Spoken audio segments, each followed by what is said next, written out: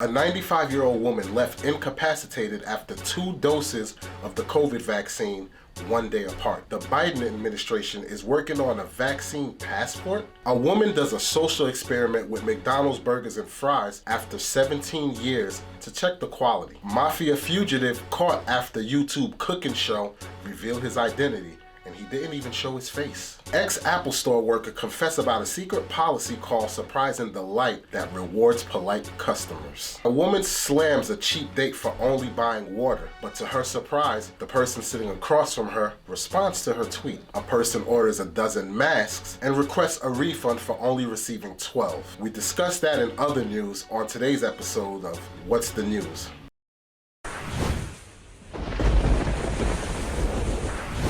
Hey everybody, thanks for tuning in to Matter of Opinion. I'm Walls P, and this is episode 2 of What's the News. Now, forgive my voice because you know I'm fighting over a little cold, but you know a cold ain't gonna stop your boy. So, those who it's their first time on the channel, hey, welcome. Hit that subscribe button, hit that like button. Those who are subscribed, thanks for coming back. Thanks for the support. Without further ado, let's get into the news. So a 95-year-old woman is left incapacitated after 2 doses of COVID on back-to-back days. Now, with that said, that was actually 3 doses. She got her first dose in the beginning of March. She lives in a retirement home. So she got her COVID vaccine in the retirement home. The very next day, she went to a hospital for an unrelated leg injury. The doctors and nurses were trying to reach the nursing home, the person who was in charge for administering the vaccine, but they didn't get any confirmation or couldn't get through to anybody. So they administered her another COVID vaccine. Now her daughter said after each dose, she became increasingly confused, but after that 3rd dose, man, it went downhill from there. She can't eat, she can't walk, she doesn't recognize her daughter or anything else for that matter. This did happen in Ontario, Canada, and also in that same article, a man named Victor Smith went into state of shock in Ohio after receiving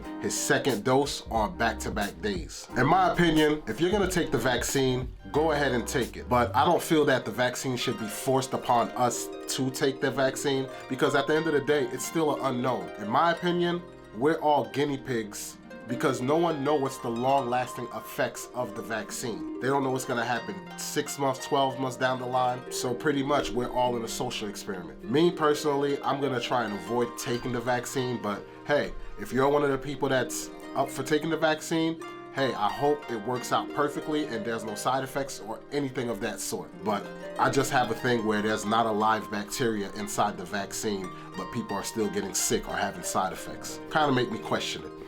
This segue into the next topic. The Biden administration is working on a vaccine passport. Now, the way this thing works is once you get vaccinated, you get some kind of QR code or some type of code on your smartphone or some type of paper that could be scanned saying you've been administered with the vaccine. So this will allow you to get on airplanes, you know, into large events, hey, even finding employment. Now, the problem I have with this is that's kind of like pushing people into the realm of you have to take the vaccine. Now, I understand we already take the flu vaccine, you know, for our children going to school and for some type of jobs, but when you're now making it cross over into everyday lifestyle, such as boarding an airplane or even going to the grocery store. Now, I don't know if it goes to that extent, but to me, it looked like it's going in that direction. Hey, if you want to go grocery shopping or if you want to go, I don't know, into a Gucci store or something, you got to make sure you have that code saying that you was vaccinated. I don't feel that it should be mandatory for us to take it in order to access these things. I don't know, for me it feels like, you know, falling into the book of Revelations. That's going into dangerous territory. So this is something that you definitely want to keep your eyes and ears plugged to know where's the Biden administration going with this, because it seems like our rights is slowly being stripped away from us. So how many of you love fast food? McDonald's in particular? Well, apparently a woman bought a double cheeseburger and some fries back in 2004. 17 years later, she decides to check on the said food that she purchased and see how has it fared after 17 years over time. Well, to her surprise, once she unwrapped the burger, yes, it smelled foul, but the burger for the most part looked fine, except for the bad odor that it had. The fries looked perfectly fine. They were hard as a rock, but you couldn't tell if you didn't get the stench of the smell from the food. What does that tell you? In my opinion, if bacteria can't break this thing down, in over 17 years. Just imagine how much it's taxing and the toll it's putting on your body to break that food down. Something to think about. Did you guys hear about this? A Mafia fugitive who was on the run for 7 years got caught from a YouTube cooking channel, and he didn't even show his face. You're thinking, how did this happen? Well, apparently on his show, in the article, it doesn't mention what cooking show it was that he was doing, but his cooking show was basically doing fine Italian cuisines. Somehow in the process of him cooking, his tattoos were showing, and just so happened that was the tattoos that the authorities had on file, and that's how he got caught. If you ask me, that's quite brilliant. For you to be on the lam for 7 years and then worry about how you're gonna make money, I'll go on YouTube. And think about it. You can make videos, you can make animated videos and just do voiceovers and make a career. So, hey, kudos to him. That was genius on his part, but wish he would have wore some long sleeve shirt, man. Jesus Christ. Now, I know there's millions of us that are walking around with Apple products such as iPhones, AirPods, MacBook Pros, MacBook Airs, whatever it is, you name it. Well, apparently an ex-Apple store worker confessed about a secret policy called Surprise and Delight, which basically rewards nice customers. So in other words, those customers who are mad and irate and rude, you're gonna get your problem solved, but it's going to cost you. Those who are nice, it's up to the discretion of that employee to get whatever it is that you need taken care of at no cost at all. This is why I tell you, ladies and gentlemen, the person you're mean to today might be the cheeks you gotta kiss later in life. The most interesting topic of the day is woman slams cheap date for only buying water, and the person across from her replied to her tweet. So a woman went on a date with a guy, and instead of buying some bubbly or some cocktail drinks, he elects to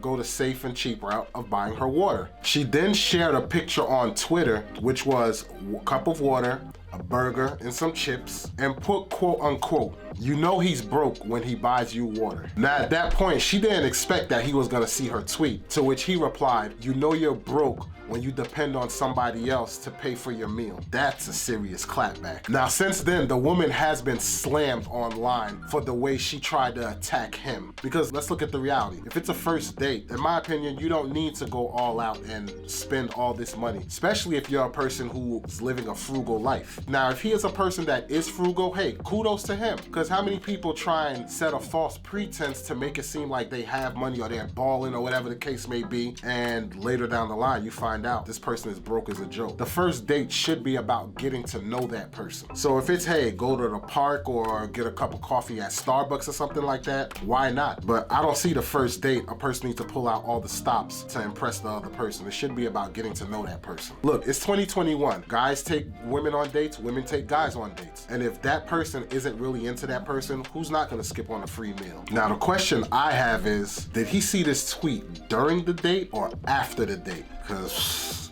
that'll be an interesting conversation at that dinner table at that point. Golly. So in other news, small business owner Zeta McCrae owns an online business that sells shirts, hoodies, and custom masks. And apparently her business has gone viral. Why do you ask? Apparently she got an email that said wrong mask order in the subject. And pretty much after that, things went downhill from there. So the email reads, "Hello, I ordered a dozen custom masks from you. However, you only sent me 12. I really needed them all. I would like a refund, please, and I will no longer support your business. I try to support Black-owned businesses, but you guys continue to rip people off." And which she replied, "A dozen equals 12. If you need more than a dozen, I am more than happy to make the correct amount you need. Unfortunately, I am not able to offer you a refund due to the fact the quantity was correct. On the invoice, which I also attached, it has 12 as the quantity. As I stated earlier, I'm more than happy to make more for you and even offer you a $5 coupon." And the person replied, "I'm not interested. The event is over now. I must have missed it in the invoice. I needed 20. I never heard it as being 12. I swear it was pronounced dub zen, like a dub 20, whatever though." Come on, people. Okay. Let's rewind back. If you're going to order something and it has the quantity listed as dozen or whatever the case may be, the first thing I'm gonna do is go on Google and look up to see what exactly this quantity is. But how do you not? Now, a dub zen, I don't know, maybe I'm dumb or slow or something like that, but I've never heard of a dub zen, and let alone that meaning 20. So if somebody ever heard of dub zen or anything like that, please drop it in the comment and let me know that, I'm not crazy or thinking, this is just some outlandish ploy from this person. But yeah, note to the wise. If you don't know what something is that you're ordering, please look it up. And just as a fun fact, a baker's dozen is 13, not 12. Biden calls Kamala Harris president. I guess that trip of going up Air Force One might have jogged his memory a little bit. Mike Pence was trending because he also fell on Air Force One and they got video footage of that. And a woman pays $5,705 instead of $5.70 for a drink from Starbucks. That's gonna do it on this episode of What's the News? Stay tuned for the next episode and we'll catch you guys on the next one. Peace. It's a matter of